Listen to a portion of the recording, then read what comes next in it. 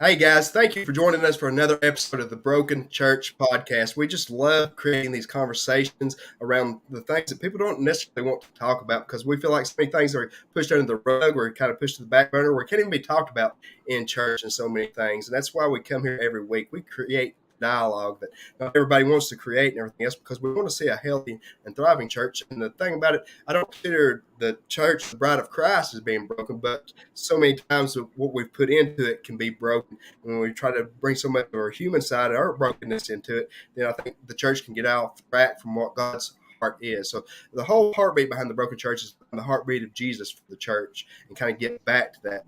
So with that, one of the big issues that I kind of wanted to tackle in a several part series that we're going to be doing with different guests each time we do this is kind of the mental health and kind of looking at anxiety, depression, and so many things in church that we're not willing to talk about.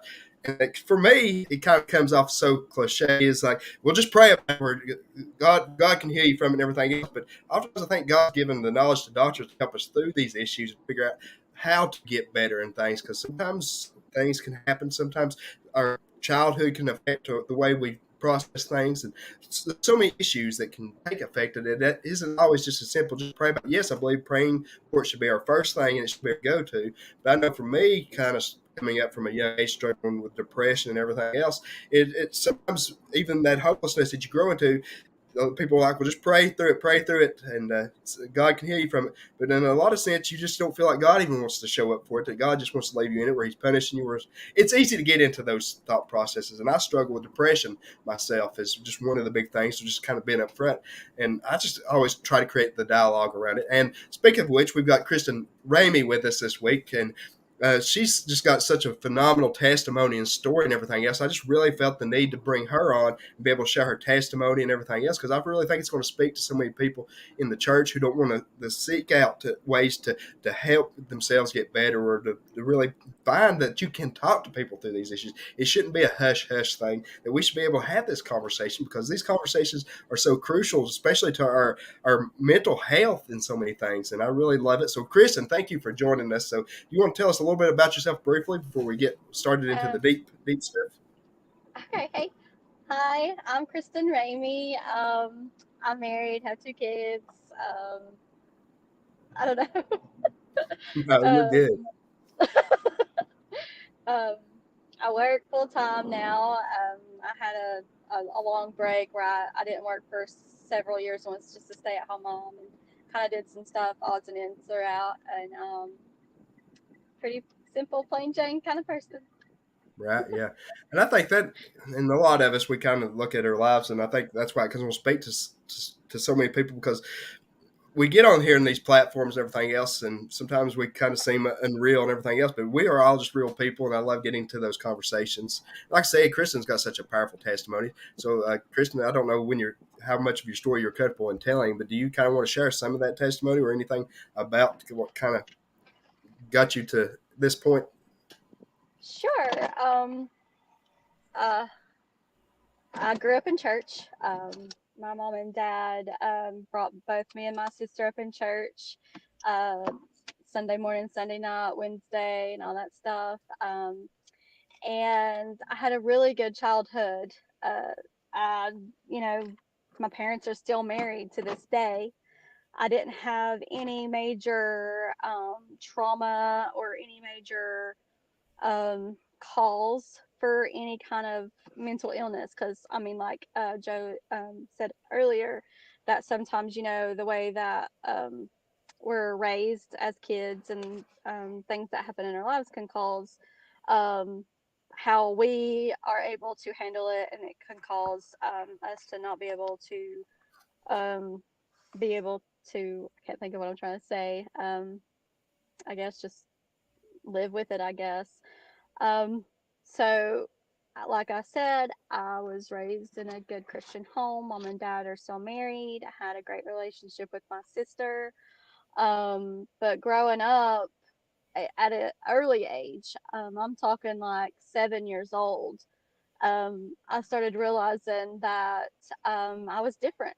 I kind of went into my shell a lot, I guess, and internalized a lot of things. I didn't connect well with some people on some levels. Um, so at an early age, I started having just a really hard time with things, and it wasn't anything that I even realized that I was supposed to talk to my parents about because I didn't know. Uh, and so, and it kept getting worse as I got older. Um, Kids would go outside and play. They were playing sports and making friends, and I was just very backward. I wasn't really shy. It was just, I don't know. I just had a hard time connecting with people, I guess. And I wanted friends. I tried real hard for friends and things. And then middle school, hit middle school, and that's hard ages right there. Um, and I started just going through some really bad things, especially around 11 and 12 years old. Um, and I didn't know how to process it. I didn't know how to talk about it with anybody. It was just, I don't know, just kind of taboo, I guess, to talk about how hard it was to go to school every day. Mm-hmm. I didn't understand why it was hard for me to go to school every day. And so kept going downhill from there. Whenever I was 15, I actually was diagnosed medically by a doctor with severe anxiety and panic attacks, um, and a little later on with depression. So basically, most of all of my life, still to this day, I have struggled with anxiety and depression. Um, I've had some really good times, and I've had some really low times, very like rock bottom times. Um, Whenever in school, whenever I was 15, after I was diagnosed, I was finally put on medicine for the first time. And of course, with any medicine, you have to see if it works, and sometimes it does, sometimes it doesn't. I don't want to say I was shopping for medicine. It wasn't that. It was just, we had to tweak some things to figure out what worked best for me. And I did really good after that for a really long time. It wasn't perfect. I still had really bad days, really hard days. And I Yeah. mean, there was times that it is a miracle that I graduated high school. I mean, miracle. Um, uh, I joke a lot now and say that I was a complete ghost in school. I graduated from Gate City High School 2006, and probably the majority of people that I went to school with probably does not even know who I am. Mm-hmm. I was a wallflower, um, very just shoved in the back kind of thing. But I was kind of nerdy, you'd always see me reading a book or I was in the library. I had acquaintances and I had good friends. It was my junior year, and it was our junior summer, and my best friend actually was in a really bad car accident. Um, a really bad car accident where she missed our whole senior year. And she was my lifeline at school. So my senior year, I didn't talk to anybody, Mm-hmm. hardly. And so, like, that's hard, um, and my anxiety was really hard during that time too because she she was such a rock for me, and I probably used her a lot, to kind of lean on and to get me through a lot of things. Used her as a Right. crutch. And so when she wasn't there at school, I felt very alone and just very lonely.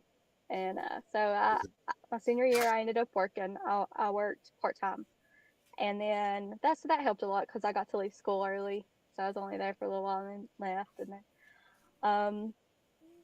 I got married after I graduated high school, and I got married at 19 to Justin Ramey, and is marriage.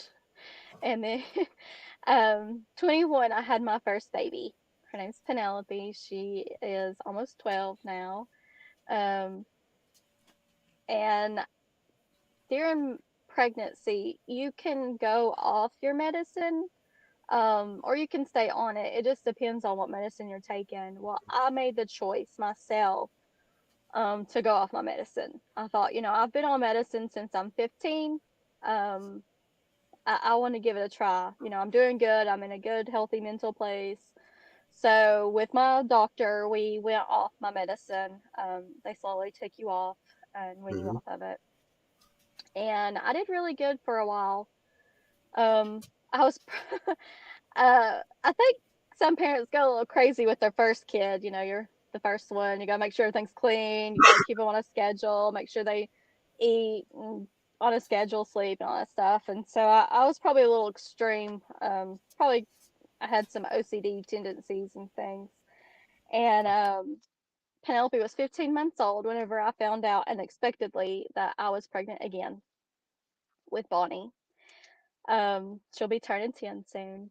And um, so I still hadn't had any medicine at this time. And um, I had Bonnie. And after Bonnie, I went really downhill. Um, like I said, throughout my life, I've had some really highs and some really lows. There's some really lows in middle school before medicine, and some really lows even, throughout high school. And then I hit rock bottom though after I had Bonnie. Um, I After I had her, I nursed her for 15 months. So when you have a baby and you breastfeed, you can't take medicine, or at the time you could, and you might be able to now. But at the time, they're like, sorry, we can't put you back on medicine while you're nursing. You'll have to quit nursing. And I remember my mom being like, she's old enough. She can go off, and start eating table food and things. And so um, I basically was forced by my mom to quit nursing and to start taking medicine again because it had gotten so bad. Um, I was constantly checking my kids' temperatures. I was constantly cleaning. I was terrified to leave the house. Um, I couldn't go anywhere. I mean, it was it was a state of extreme terror 99% of the time. Um, and I'm talking like some were just rational fears that I had blew out of proportion, and then some were irrational fears that even looking at you, I could tell you like I know I'm being irrational. I know that this is not right, but I cannot help myself. I can't help it. I have to check my kids' temperatures every 15 minutes. I have to make sure that every inch of this house is clean. Um, Going to the grocery store was probably the most terrifying thing that I could think to do with my kids. Um, Taking them in and cleaning the buggy like a crazy person, and making sure I had Germex. And I mean, I would put blankets all over that buggy so they couldn't touch any inch of it. um, it got real bad. I wouldn't eat even before I went off the medicine. I got down to 97 pounds um, while nursing. And when you nurse, you have to, what you eat and what you take in is what nutrients you are giving to your baby. So you have to eat. You have to, be pretty healthy and things. And so I was literally everything I was eating was going to Bonnie because I wasn't eating enough. And so she was taking everything else.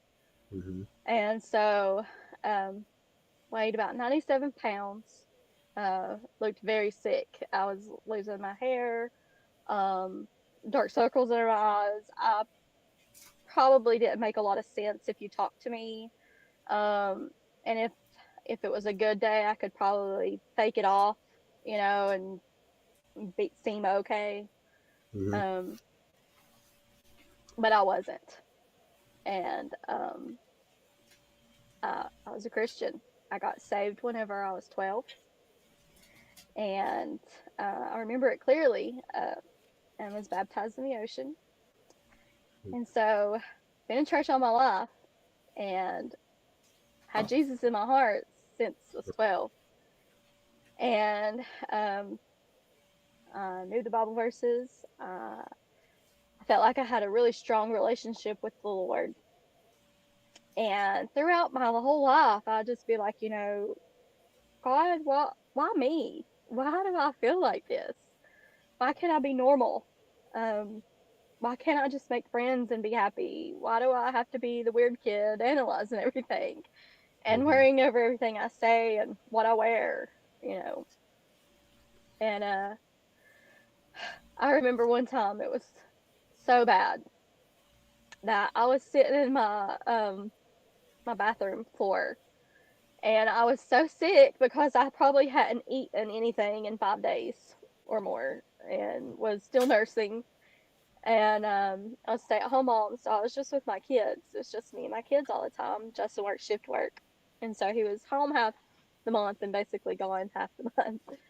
And I remember sitting in the middle of my bathroom floor and could barely hold my head up and just laying there and just just having a conversation with God, and just being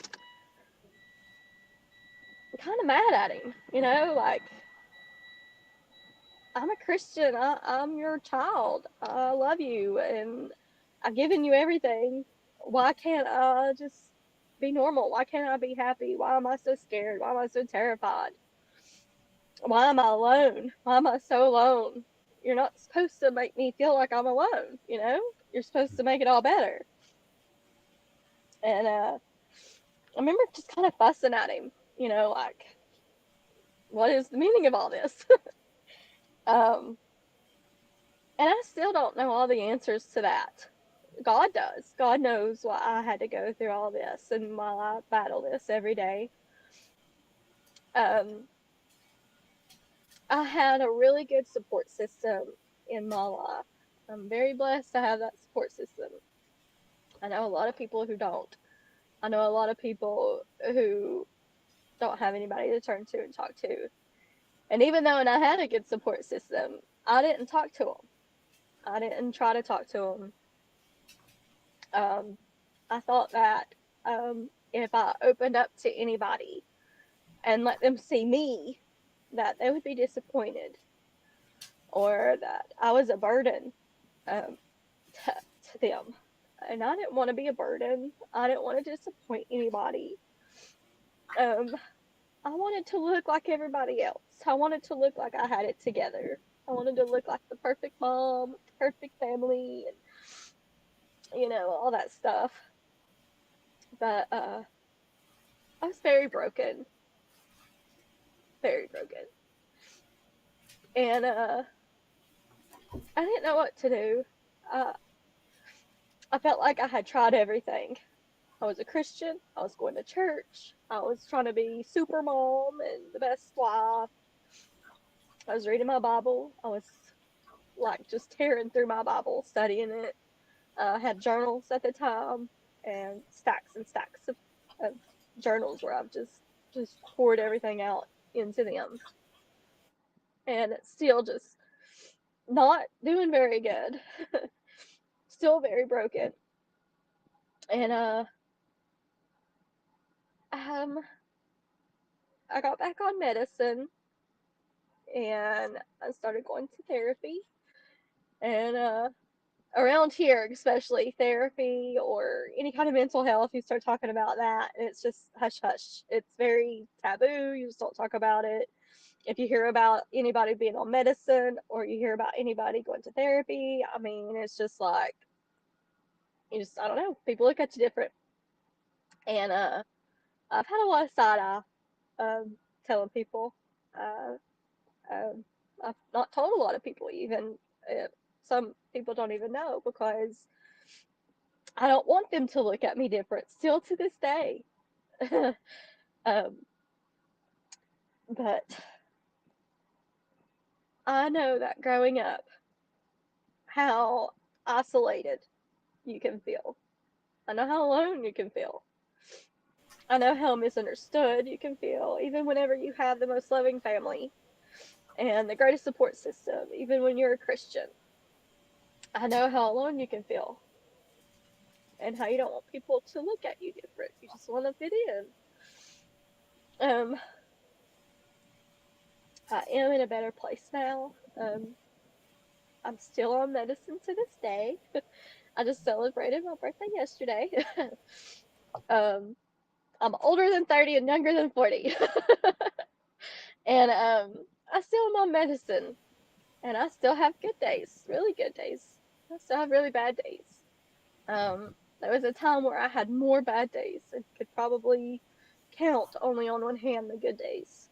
But now I have more good days and can count on one hand my bad days. So that's a good thing. Um,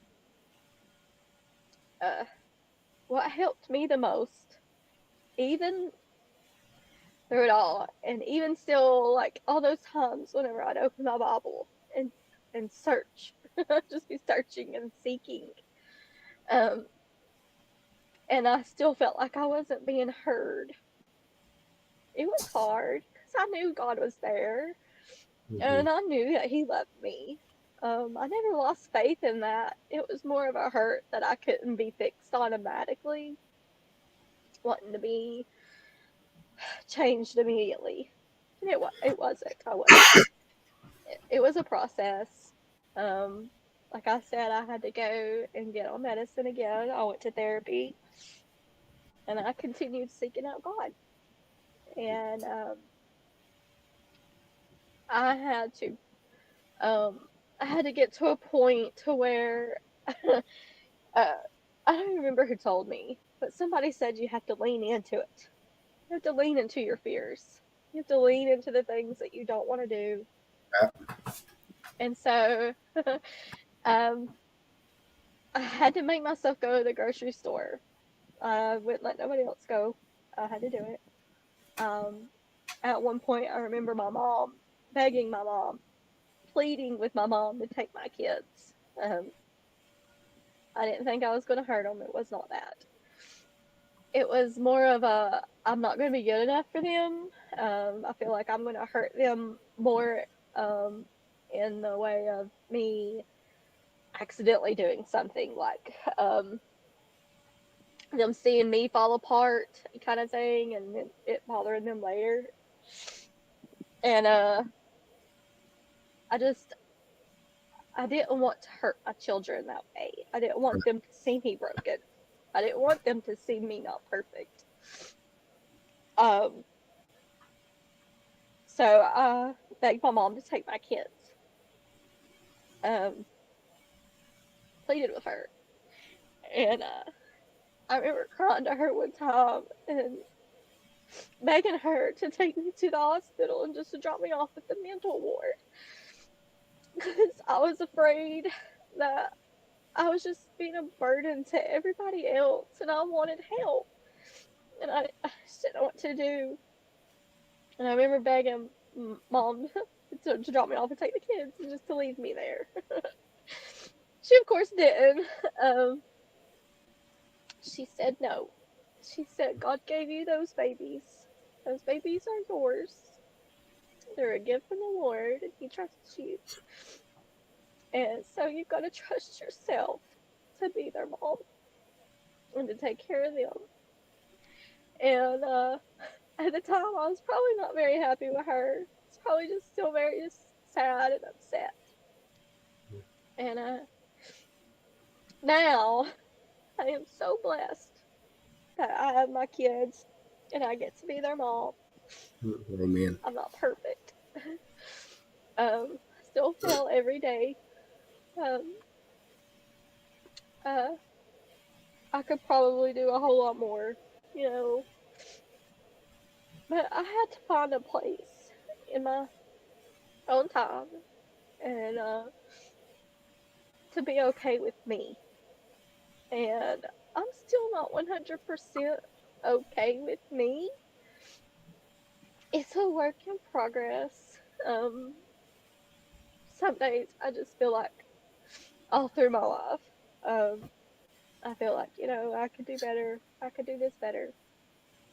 But I, I, I had to just slow down and and just trust in the Lord that He knew what He was doing and He's put me where I needed to be and doing what I need to do. And I keep just thinking that He's still working on me um, all Right. the time.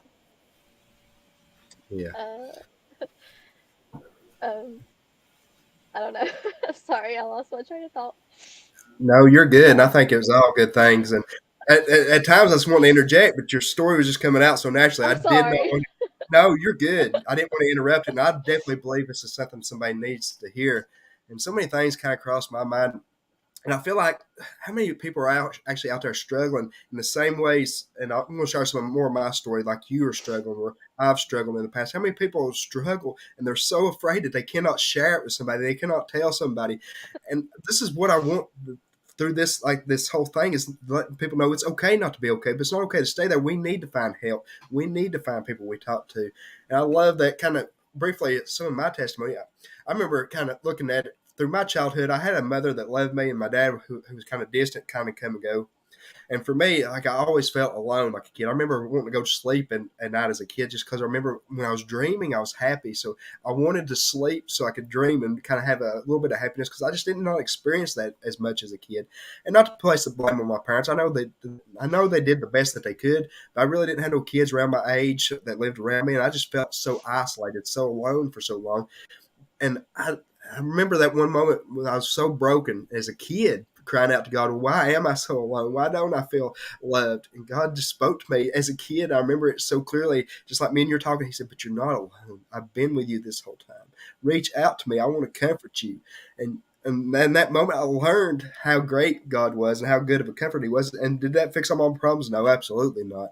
Because I still, kind of like you, I had a hard time growing up making real connections. I had a lot of friends, but as far as deep relationships, people I could actually confide in, talk with, I was never really learned that skill growing up, how to really have deep relationships. In a sense, I feel like a lot of my relationships all throughout my whole life has all been superficial, kind of on the outside.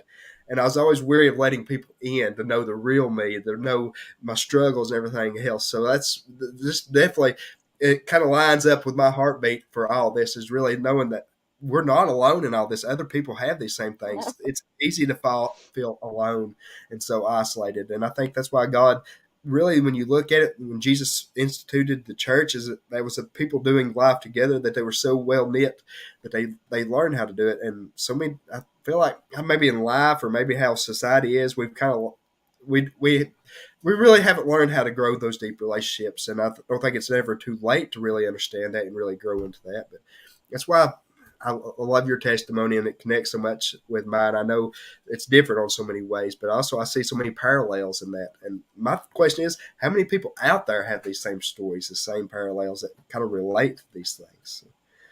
Yeah. So, in a sense, I'm going to let you kind of open up. I'll kind of give your thoughts. So, how do you think? How can we really get to that place where we can kind of open up and let people in? I don't know. For me, it's been a struggle. I don't know. Maybe here's maybe some of your thoughts on that. And I have no idea. I wish I yeah, did because, like I said, I still struggle with it. Um, I think just kind of just doing what we're doing right now is actually opened up a lot of different things for me because I've never really talked about it until here recently. Of course, my family knows my story, and that's about it. Um, and so a few weeks ago, whenever I spoke at church, was really the first time that I had actually spoken about it in public.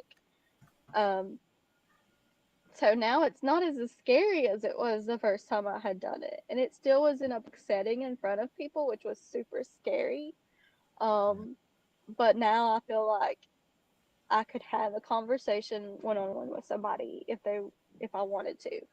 Um, to where if you keep just speaking about it in a public setting at first and just kind of opening it up, um, in a general way, I think maybe other people might feel more comfortable that way and kind of hearing it to where it can open up different avenues and different conversation starters to where it can be more of a on a one-on-one kind of thing.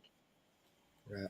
And for me, in a sense, I keep getting the feeling like that's where the enemy loves us, is where we don't feel like we can talk about it because there's actually power in our words whenever we get these things out, and it actually clears our conscience and we realize other Yeah. people are going through the same struggles, the same situations. We all have some issues that's holding us back. I think when we're actually able to verbalize it, then the enemy loses his power. But that's kind of like bringing what's in the dark into the light. I think that's why the Yeah. enemy loves keeping us in the dark, because he knows things don't grow in the dark. Plants don't grow in the dark. We don't grow in the dark. When we keep forcing ourselves into these dark corners, these dark places, we can't prosper in a sense. And I know it's scary at a sense, but that's kind of my big heart on wanting to do this whole series about mental health, is realize, hey, it's okay to talk about these things. It's okay to address these things and speak them out loud. And so the enemy has no more power on it. He can't keep holding us against those things. But Right. it's just that fear of stepping in, because so many times I think the enemy wants to say, nobody wants to hear your story. Your story that you, and in a sense, he wants to make our story irrelevant. Like, people struggle so much more than you. So what good is your story going to do when people struggle worse than you? But we're afraid to Right. talk about it because We are afraid to talk about it because, like I said earlier, I didn't want to be a burden on other people. So for me to talk about it with somebody, take my husband for instance, he doesn't have anxiety or depression. So sometimes it's really hard for him to connect with me on that level because he doesn't understand it. He is like, going to the grocery store shouldn't be hard. Going to your own family reunion shouldn't be hard. Like, just put on your bootstraps and let's go, kind of thing. So I can understand with somebody trying to talk to about it to someone else that's never kind of went through something like that. It makes it hard. But um, talking about it with other people who have gone through it is actually refreshing. I know that sounds mind blowing, but it's really refreshing. Not in a good. I mean, it is a good way. Um, I've spoke to a couple of people and that have anxiety and depression and other things, and it is just, I don't know. It's not that everybody's anxiety is different. Everybody's depression is different. Everybody's mental health is all different. It's all just, for that individual person. But it can be similar. It can be parallel, like you said, in certain ways, to where it makes it easier to talk to them about it, and to where when you don't feel alone about it, you can connect with them in that way. It makes it easier to talk about it. It's just you got to find those people, or to find that way to open up that conversation with other people is the thing. So that's why I think it's pretty neat about this, how you can do it over here to where it can just spark a conversation with somebody else, and maybe two people who don't know each other can connect even through this. right. And for me, I joke in a sense because I'm an introverted extrovert in a sense. As far as I love being with groups of people that I know, like if I can go to a church or settings that I know, and I can be very outgoing, I can communicate, I can be excited and everything else. But you put me in a situation where I don't necessarily know a whole lot of people, I'll kind of draw in myself. And sometimes I have to force myself out of those. Just being in ministry, I have to learn how to navigate that. But for me, it's so hard. Like I said, in a situation that I'm like in comfortable church or ministry or anything else, I can go out and I'll be very extroverted. But the moment you put me into that, I just want to draw in a sense, because I am a people person, but for the deep connection, it's really hard for me in a sense. So, like you said, everybody's kind of pathways are a little bit differently. So for me, it's just trying to figure out how to navigate that in a sense. I think we all are in that boat because Yeah. I feel like that's exactly me. I mean, I'm a very introverted person, but I'm not really a shy person, I don't think. But sometimes I can come off as snooty, I guess. But it's only just because I've actually just withdrawn into myself, and I'm just kind of out of my comfort zone. So I really don't know how to like talk to people. So then I come off as really super socially awkward. So, Yeah. so yeah, I get that. And for me, like talk in a sense is kind of more hard than having like deep conversation. Like, you can throw me in with like religion or history or something like that. I can talk, but like small talk, I really struggle with trying to figure out how to do small talk in a sense. And I'm trying to be better at that. But for me, it is very difficult to create small talk. Yes. Same. I think that's why I make it so socially awkward with some things because I'm just like, I don't know what I'm doing. And I nerd out. Sometimes, like you said, you'll start talking about history or something, and then I can ramble on about it for like 20 minutes before I realize that they're not even interested. So, yeah. Right. Yeah. And it's hard to navigate that in a sense, but I'm and I think kind of one of the core things is kind of really being able to admit we have some struggles or issues that we have to work through and realize we can do better at certain things and try to figure out how we can do better. And for me, I'm always trying to grow. Every day I'm trying to be a little bit better of a person than I was the day before. I'm trying to learn how to navigate my issues a little bit better. But I think I don't know. It's just it's a struggle in itself each day, but trying to really look at our issues and everything else because it's so easy just to push everything under the rug and be like, "Well, I don't have issues," and try to keep pushing forward. But I think it takes more work to navigate through trying to better ourselves and try to I figure out agree. how to be better. I think especially with today, with having social media and everybody's on there talking about everything and posting about everything. But if you really look at it, most of them it's very surface level. So you're seeing all these people and you think, well, they've got it together. Their life's perfect. So it's very intimidating to see these people who you feel and see that they have it all together to sit over here going, I don't have it all together. um, I'm falling apart over here. So, I mean, I'm not saying that everybody's just a flock to social media and be like, hey, I'm struggling with this or to not do. I'm not saying not do it or to do it. I'm just saying, um, I don't know how you would start those conversations either without, I don't know. Um, it's very intimidating, I guess, is what I was trying to say. Yeah, and that's one thing I try to do is be real on my social media instead of just posting out the good things. Sometimes I'll post my struggles and everything else, and not to get sympathy from people, but to let people know that hey, I struggle also. And I think sometimes it's all right to admit that we're not all right, uh, Yes, and trying to make it not like I said. I don't want the attention from it, but I want people to know that it's all right to admit your struggles and some of the things that you're up against. So, right. Here lately, I've been praying a lot since I first shared my testimony. I've been praying a lot on how God could use me, and I just keep thinking about the teenagers and the kids growing up in school now and how hard it has to be for them and what they have to face every day at school and with peer pressure and everything else that they see and hear and are exposed to. I just i just want to know how I would be able to help them know that even though I'm older now, but I went through a lot of stuff, and I'm trying to figure out how to open those conversations with a younger audience, I guess. right, yeah. And that and kind of brings up 2 points for me because every one of us has a purpose inside of us, and really, I think when we start walking that purpose out and realize, hey, we went through some stuff, but the stuff we went through is so we can help somebody else navigate those and hopefully have a better way. And I think that's spot on. Like we need to really look at our youth and the younger generation. How can we really invest into them? Because there's so much in this world speaking false identity into them, trying to tell them they're worthless or try to tell them they have to be a certain way to be loved.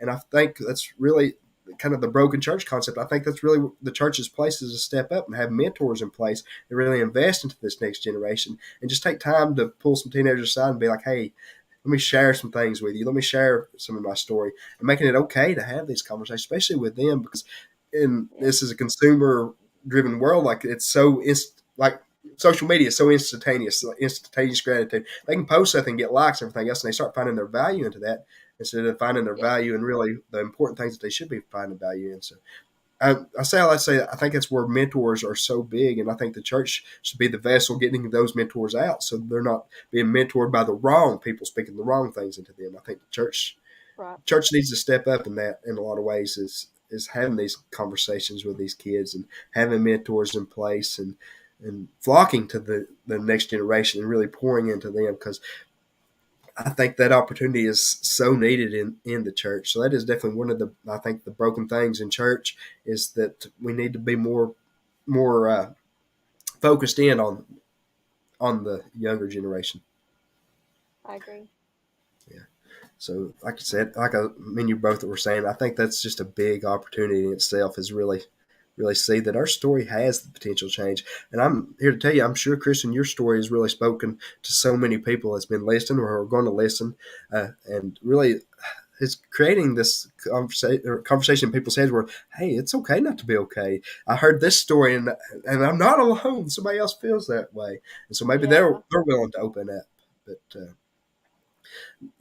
in a sense, church should be a place for where we can bring all of our brokenness and be able to share it with each other without having to worry about condemnation or judgment or anything else. That people just want to be that shoulder we can cry on if we need it or to speak to. So I Yeah. really want to see that being more of the church's heartbeat. And don't get me wrong, there's a lot of churches that's doing it and doing it well. But then a lot of Hmm. times, I feel like some places can become superficial, not out of intentional reasoning, but we can be so consumer. Like we want to create a good program or good worship service, but we forget to be intentional in the relationship aspect.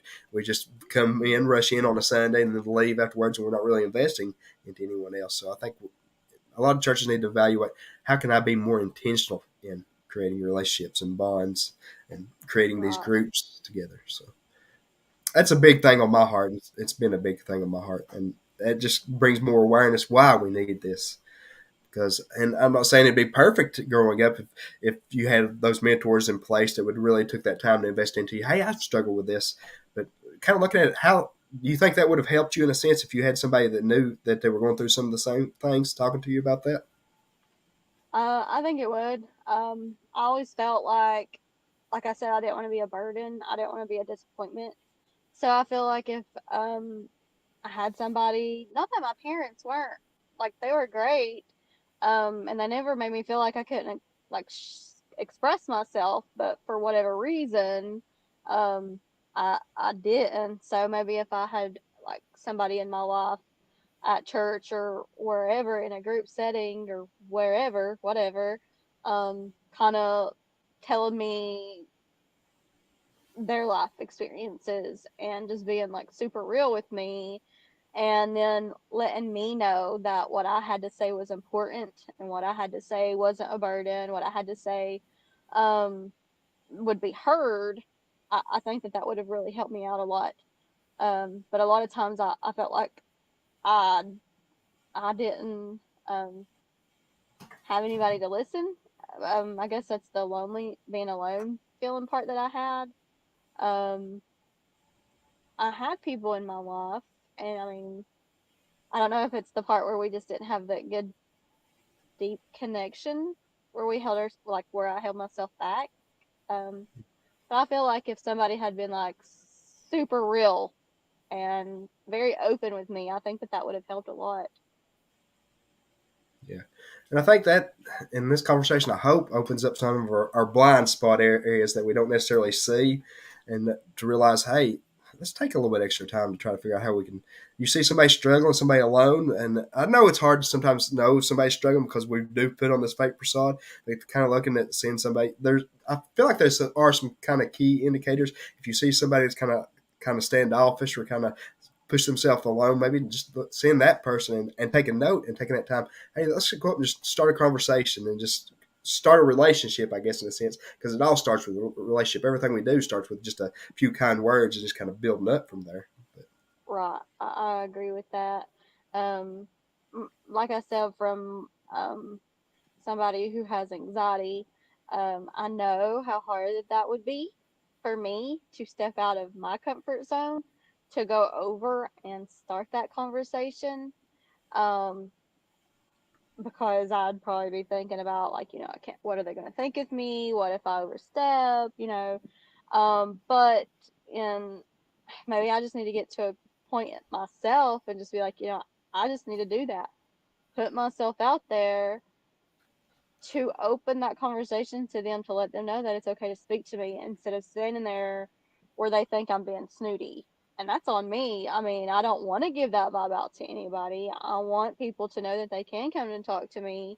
Um, but that's something I need to work on, to where I can go up to somebody and talk to them and let them know that they're welcome, and then let them know that they can talk to me about anything. Because I, like I said, since I've started speaking about it, even before then, people from my family who knew that I had anxiety and depression, they have reached out to me. And of Mhm. course, I've talked to them and helped them in any way I can, but they reached out to me. I still didn't reach out to them. You know what I mean? Like, I, Right. that's something I need to work on, I think. Yeah, and in a sense, I think that also looking at the church as a whole, that the blind spot conversation, kind of bringing it back up, because I think if I had a conversation with somebody and really realized some of the ways that they're struggling, and I'd be able to connect them, say, "Hey, I heard Kristen's story. A lot of things that you're going through, I know Kristen struggles with. So let me get Yeah, you having that conversations with them. So we're actually covering each other. So it's not always on you just to go up and create all these conversations, but us as a right, whole being able to, and that's where knowing each other's stories is so crucial. right. And when we're afraid Yep, to tell each other's stories, we won't know what people are struggling with or anything else to know how to navigate other people to help them. So I right. think openness in the church, I guess, is Being the open. being Just big kind of and being knowing each other's stories. transparent. Yeah, just being really transparent, which I know is very hard because I think everybody gives off the I've got it all together. Look at me. I'm being successful. I'm doing this. I've accomplished this. Be proud of my kids. This look what they're doing. So it's very easy to do that. And I'm not saying not to do that. Be proud of what you're doing and what you're accomplishing, but then also I guess we need to just be very transparent in some things like, this is going on, but then also, it took me 45 minutes to talk myself into even coming to church this morning.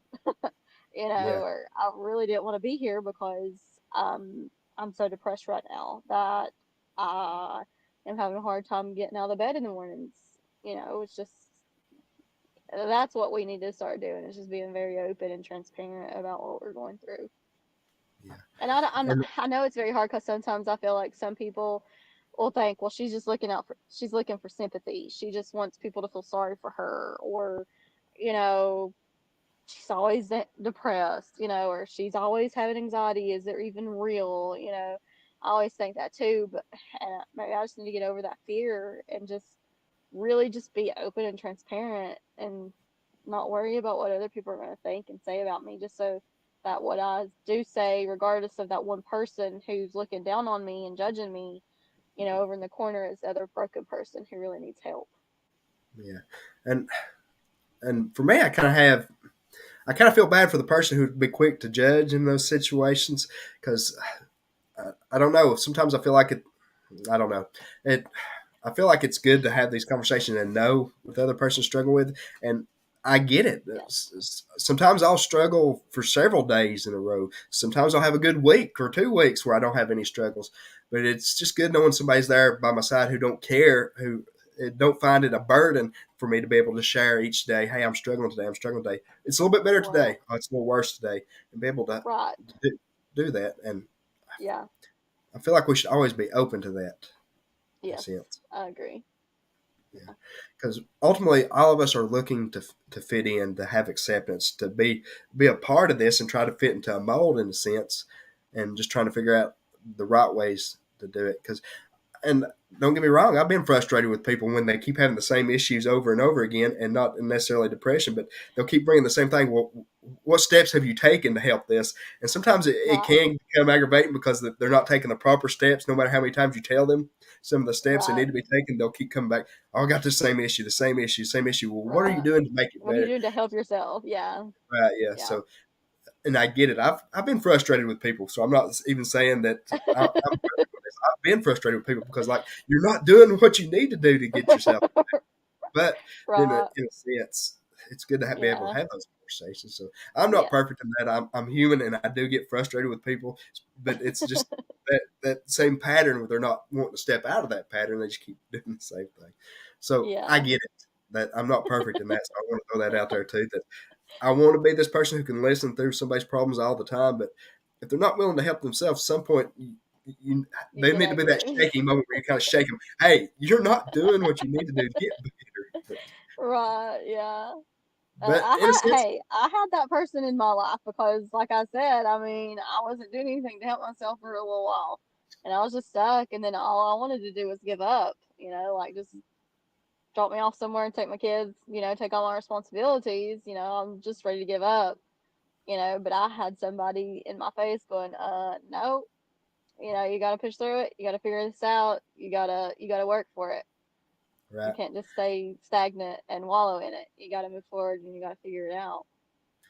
And I feel like all of us need that tough love in those moments and be able to receive that tough love and know that they're Yeah. not doing it out of hate or bitterness, but they really are giving me some tough love because they want to see me better as a person. And Yeah. sometimes giving somebody tough love is extremely hard because you don't want to be that person. But I get it. Sometimes we have to be that person in certain Yeah. circumstances. So Yeah. trying to figure out how to navigate that might be Yeah. difficult. You don't I always know. want to be that person that only gives tough love, but then again, you don't want to be that You person got to that find just that bounce. balance. Yeah. Absolutely. Shoot.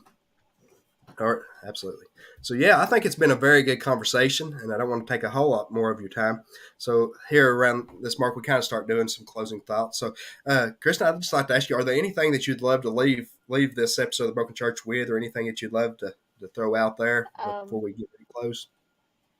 Anybody who feels like they are alone and that they're a burden or don't want to be a bother to somebody or a disappointment or just anything, whatever, regardless of what you're feeling, just know that there are other people out there that are willing to listen and that are there or willing to be there for you, even if you don't know them.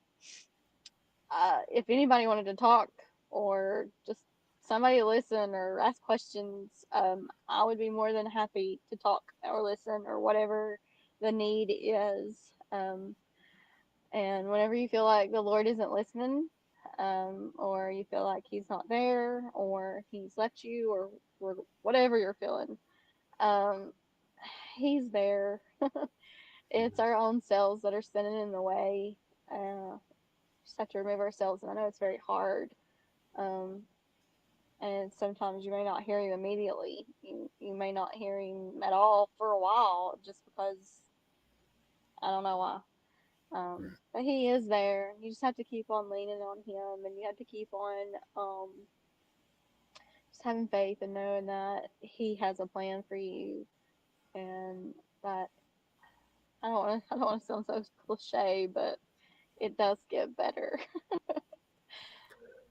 And that's kind of one of my things is that so many times we'll get focused on the now that we'll let it consume us instead of looking, hey, there's going to be brighter days. There's going to be times that this is going to pass. There's going to be, and always having that hope that, hey, this will pass. One day this will pass. If you're having a great day, unfortunately that will pass and you'll have bad days. But when you have those Yeah. bad days, also knowing, hey, this is going to pass and I'm going to have greater days. And know that there's always brighter days ahead of us if we just keep pushing forward. I think sometimes we just have to learn to cling to that hope and knowing, yeah, even though I'm down right now, that they are a better day ahead of me, that they are going to be brighter Yeah. days. And a lot of times sometimes looking at our past and realize, hey, I've had a lot of ups and downs, and realize it's not always been bad and it's not always been good. And knowing that there's always going to be an influx, and being willing to be, Hmm. hey, let's just work to the better days and not let the bad days focus, because the bad days ultimately mold us to be who we are and how we can help other people and how we can speak life to other people. Because if we all have great lives, I think we're not going to be able to have the impact that we have, because we're not going to be able to speak real life to people, because we can put on the superficial. And kind of segue into a little bit of what you said earlier, a lot of times we feel like when we're Christians we're going to have it all together, we're going to have this perfect life. And actually the Bible is quite contradictory to that. Jesus says when we become followers of Him, we're going to have it a lot harder than if we wouldn't followers, because the enemy's wanting to attack us, discourage us, and beat us down. So I want to speak that a Hmm. little bit to give hope to the people out there that the enemy's going to try to distract you, but there's always greater days ahead. Just know that Jesus has got something for you. He's got greater plans for you. He wants to prosper you. He wants to navigate you to these better ways when we just follow Him and share too, cling to Him. I think it's always going to, we have that hope for brighter days. So, absolutely. Hmm.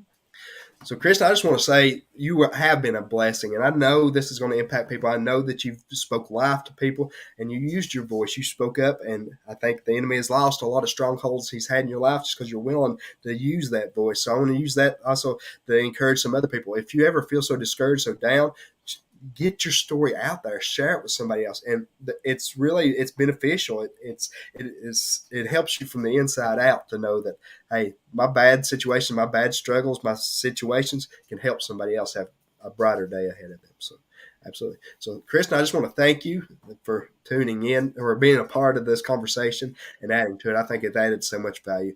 And for all those, if this benefited you in any way, please share this. Get this story out here, because we want the Broken Church to be a place for healing and recovery, and help the church really evaluate how can we do things better. So we need this conversation to go out to as many outlets. And please subscribe to the Broken Church podcast. I'll have the links in the comments section afterwards. So please share it so you can hear it on. If you need to listen to it audibly going down the road, might be an encouragement later on. It's there for you. It's a tool to help benefit. So just thank you all for being a part of this conversation. Thank you, Kristen, and I hope you have a Thank blessed you. day as well. And thank you all for tuning in and being a part of this. Until next time, may just be with you all. Thank you.